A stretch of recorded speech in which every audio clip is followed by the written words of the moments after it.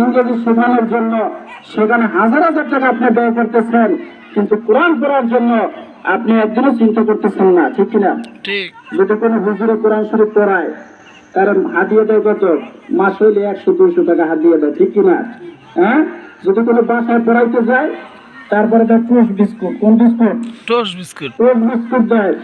আর ওই যারা গান শিখাইবেন, এদের সামনে কি দেওয়া হয়?